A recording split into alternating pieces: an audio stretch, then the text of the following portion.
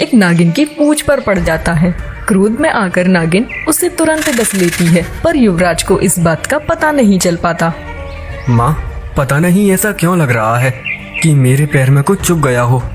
बेटा, ये जंगल है, यहाँ पर कांटे वाले पेड़ बहुत होते हैं। जब हम लकड़ियाँ काटने जाया करते थे तब हमारे पैरों में भी कांटे चुभ जाया करते थे। बस थोड़ी ही देर में हम तुम्हारे पिताजी के पास पहुँच जाएंगे। युवराज इस बात को अनदेखा कर आगे बढ़ जाते हैं और कुछ ही दूरी पर जाकर वह अचानक से जमीन पर गिर पड़ते हैं और उनके मुंह से झाग निकलने लगता है। बेटा, बेटा, ये क्या हुआ वैभव? उठो, तुम्हारे पिताजी बरसों से तुम्हारी राह देख रहे हैं। बेटा, ये तुम्हारे मुंह से झाग कैसे निकल रहा है? उठो बेटा, अपनी माँ को ऐसे मत डराओ। हमें तुम्हारे पिताजी को दिया हुआ वचन पूरा करना है। हे ईश्वर, क्या ये ही तेरा न्याय है? 20 साल की तपस्या का फल तूने मुझे यही दिया। बेटा, तेरे कारण ही मैंने महल छोड़ा और तू ही मुझे छोड़कर चला गया। रानी युवराज को उठाने की बहुत कोशिश करती हैं, पर तब तक राजकुमार के प्राण निकल चुके थे। यह पूरा दृश्य एक पेड़ के पीछे छिपी नागिन देख रही होती है। हे भगवान, मैंने क्रोध में आकर अनजाने में युवराज को डस लिया। अब रानी जी अपना वचन पूरा कैसे करेंगी? मुझे अपने स्वामी को सब बताना होगा। नागिन घबराई हुई अपने बिल की ओर दौड़ती है और वहाँ पहुंचकर सारी घटना इच्छाधारी नाग को बताती है। इधर रानी जी सदमे में बेहोश हो जाती हैं। ये तुमने क्या कर दिया? एक निर्दोष की हत्या कर दी। अगर रानी जी को भी कुछ हो गया तो फिर एक नहीं बल्कि 2 लोगों की हत्या का पाप तुम्हें ही लगेगा। स्वामी, हमसे बहुत बड़ी भूल हो गई है। जो भी हुआ अनजाने में हुआ। अब इस पाप का प्रायश्चित भी हमें ही करना होगा। मैं स्वयं युवराज बनकर रानी जी के साथ महल जाऊंगा ताकि उनका दिया हुआ वचन भी पूरा हो सके। पर स्वामी, मैं आपके बिना अकेली कैसे रहूंगी? रानी जी और महाराज को हमारी गलती की सजा नहीं मिलनी चाहिए। उन्होंने 20 वर्षों तक कष्ट सहकर इस पुत्र को पाला है। जैसे ही सब ठीक हो जाएगा, नागेश्वरी मैं तुम्हारे पास वापस लौट आऊंगा। जी स्वामी, मैं आपकी प्रतीक्षा करूंगी। कृपया शीघ्र लौट आना। इसके बाद इच्छाधारी नाग रानी जी के पास पहुंचकर युवराज का रूप धारण कर लेता है। उठिए माँ, आपको क्या हो गया है? देखिए, मैं बिल्कुल ठीक हूँ। बेटा, तू जीवित है। यदि तुझे कुछ हो जाता तो मैं तेरे पिता को क्या उत्तर देती? तेरे बिना मैं भी इस जंगल में अपने प्राण त्याग देती। बेटा, जल्दी चल यहाँ से। तेरे पिता हमारी प्रतीक्षा कर रहे होंगे। रानी जी उस इच्छाधारी नाग को ही अपना पुत्र समझकर उसे महल में ले जाती हैं और युवराज का मृत शरीर वहीं जंगल में पड़ा रह जाता है। बेटा, आखिरकार तुम आ ही गए। हमसे बड़ा बदनसीब बाप और कौन होगा जिसने अपनी गर्भवती रानी को यूं ही महल से निकाल दिया। अपने ही पुत्र को सीने से लगाने के लिए हमें 20 वर्षों तक प्रतीक्षा करनी पड़ी। बेटा, क्या अब भी अपने पिता को गले नहीं लगाओगे? पिताजी, हमें आज तक नहीं पता था कि हमारे पिताजी एक राजा हैं। माँ ने कभी आपके बारे में बताया ही नहीं। पर सच कहूँ पिताजी, मैंने आपको हर दिन और हर पल याद किया है। मंत्री जी, जाइए पूरे राज्य में अन्न और वस्त्र का दान करवाइए। आज हम बहुत प्रसन्न हैं। आज हमारे युवराज पूरे 20 वर्षों के बाद अपने महल लौटे हैं और साथ ही में ये घोषणा भी करवा दीजिए कि आज से 2 दिन बाद युवराज का राज तिलक होगा। जो आज्ञा महाराज। भगवान आपके परिवार को बुरी नजर से बचाए। पिताजी, हम अभी राजा बनने योग्य नहीं हैं। क्या कह रहे हो बेटा? हमारा सपना था कि हमारे बाद तुम ही इस राज्य को संभालो। क्या तुम अपने पिता का सपना पूरा नहीं करोगी?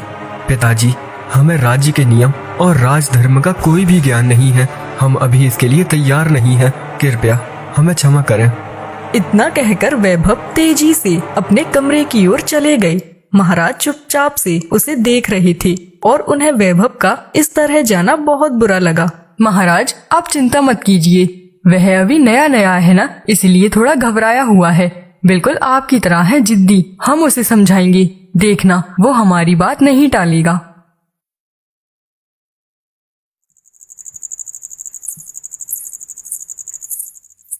बेटा, तुम्हें पिताजी को ऐसे जवाब नहीं देना चाहिए था। सोचा है उन्हें कितना दुख हुआ होगा। सबके सामने उनका सिर शर्म से झुक गया। माँ, आप समझ क्यों नहीं रही हो? मैं राजा नहीं बन सकता। हमारी कुछ अपनी जिम्मेदारियां हैं, कुछ ऐसे सच जो मैं नहीं बता सकता। बेटा, आज नहीं तो कल तुम्हें ही राजा बनना है। क्या तुम उनके बुढ़ापे का सहारा नहीं बनोगे?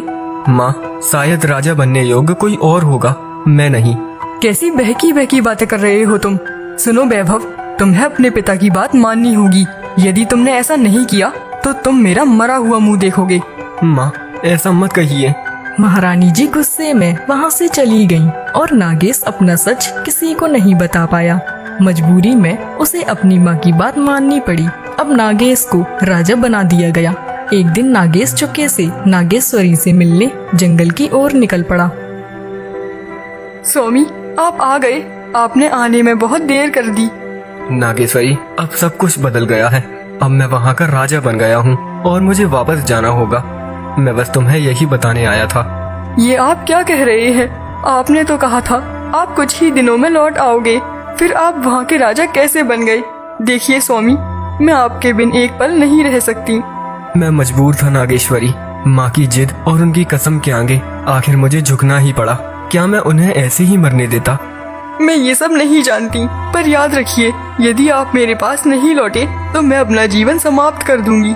नहीं नागेश्वरी, ऐसा मत कहो। मैं वादा करता हूँ, मैं जल्दी ही तुम्हारे पास लौट आऊंगा। नागेश उदास मन से महल की ओर चल पड़ा। उसके जाते ही नागिन बिल्कुल अकेली रह गई। अब उसके पास ना कोई साथी था और ना ही बात करने वाला कोई दोस्त।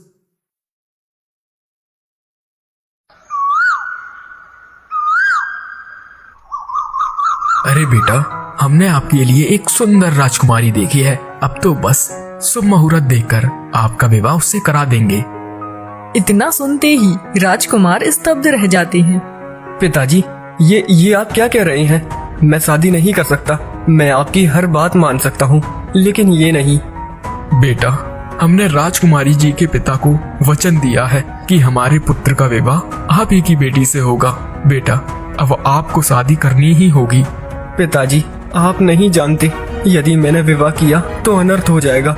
मैं आपके आगे हाथ जोड़ता हूँ, चाहे तो मेरे प्राण ले लीजिए, पर विवाह के लिए जिद न करिए। बेटा, तुम हमारी तरह ही जिद्दी हो तो हम भी कम नहीं। जब तक तुम शादी के लिए हाँ नहीं कहोगे, हम जल अन्न सब त्याग देंगे, भले ही हम मर ही क्यों न जाए। यही हमारी जिद है। इतना कहकर महाराज गुस्से में अपने कमरे में चले गए और दरवाजा बंद कर लिया। उन्होंने सबसे बात करना भी बंद कर दिया। 2 दिन बीत गए, पर महाराज ने ना कुछ खाया और ना ही पानी पिया। भूख और प्यास की वजह से उनकी तबीयत बिगड़ने लगी। महाराज की हालत बहुत नाजुक है। यदि आज शाम तक इन्होंने कुछ नहीं खाया तो इनकी मौत निश्चित है। वैभव, देख अपने पिता की हालत। अपनी जिद छोड़ दे बेटा, उनके प्राण बचा ले। वैभव अपने पिता की ऐसी हालत नहीं देख सका और उसका मन पिघल गया। पिताजी, बस कीजिए, आप कुछ खा लीजिए। मैं तैयार हूँ। जहाँ आप कहोगे मैं वहाँ विवाह कर लूंगा। मैं आपको इस हालत में नहीं देख सकता। मुझे पता था बेटा कि मेरा बेटा मुझे मरने नहीं देगा।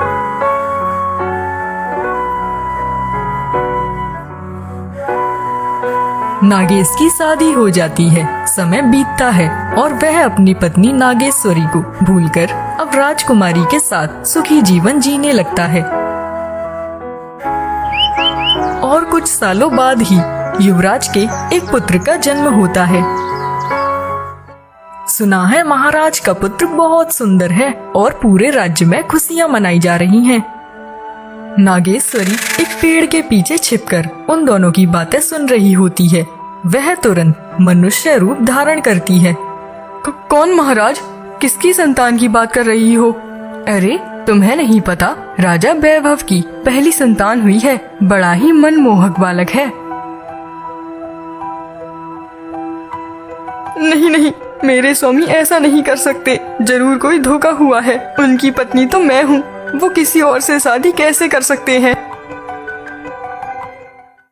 रात के अंधेरे में नागेश्वरी महल में घुसती है। वह चुपके से वैभव के शयन कक्ष में पहुंचती है और देखती है वैभव अपनी पत्नी और नवजात शिशु के साथ बड़े ही प्यार से सो रहा है। यह देखकर नागेश्वरी के पैरों तले जमीन खिसक जाती है। तभी नागेश की आंखें खुली अरे नागेश्वरी, यहाँ से चली जाओ। अगर तुम्हें किसी ने देख लिया तो अनर्थ हो जाएगा।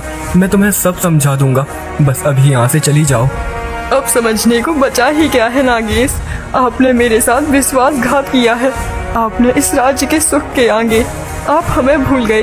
हम कब से आपकी प्रतीक्षा कर रहे थे। आज इस राजकुमारी और पुत्र के कारण आपने मुझे भुला दिया। नहीं नागेश्वरी, मैं आज भी तुमसे प्रेम करता हूँ, पर मैं इस राज्य का राजा हूँ तो मेरी भी कुछ मर्यादाएं हैं। तुम जल्दी जाओ नागेश्वरी, तुम्हें हमारी कसम। नागेश्वरी अपने पति की बात मानकर वहाँ से चली गई। पर कुछ दूरी पर चलने के बाद वह कहती है, जिसने मेरा घर उजाड़ा है मैं उसे जान से मार दूंगी। नागिन फिर से महल की ओर जाने लगी। इस बच्चे के कारण ही मेरे पति मुझसे दूर हुए हैं। मैं इस बच्चे को ही डस के मार दूंगी। जैसे ही नागिन उसके पास जाती है, बच्चा जोर जोर से रोने लगा और उसके रोने की आवाज सुनकर राजकुमारी उठती है और उसे अपना दूध पिलाने लगती हैं। नहीं, मैं इस मासूम को नहीं मार सकती। इसने मेरा क्या बिगाड़ा है। और राजकुमारी को भी नहीं मार सकती। अगर उन्हें मार दिया तो इस बच्चे का ख्याल कौन रखेगा। नहीं नहीं, ये पाप मुझसे नहीं होगा। घंटों तक सोचने के बाद नागिन ने अपना फन पटक पटक कर वहीं अपनी जान दे दी। और अगली सुबह जब नागेश ने अपनी पत्नी को देखा तो वह उसे देखकर फूट फूट कर रोने लगा। नागेश्वरी, मुझे माफ कर दो, मुझसे बहुत बड़ी भूल हो गई। तुम मुझे यूं ही अकेला छोड़कर नहीं जा सकती। तुम्हारे बिन मैं नहीं जी सकता। नागेश्वरी उठो। क्या हुआ और ये क्या है? इस मरे हुए सांप को लेकर क्यों रो रहे हो? इसे सांप मत कहो, ये हमारी पत्नी है। ये हमसे बहुत प्रेम करती थी। अब हम यहाँ से जा रहे हैं। हम इस राज्य को त्याग कर यहाँ से बहुत दूर जा रहे हैं। नागेश अपनी पत्नी का मृत शरीर लेकर जंगल की ओर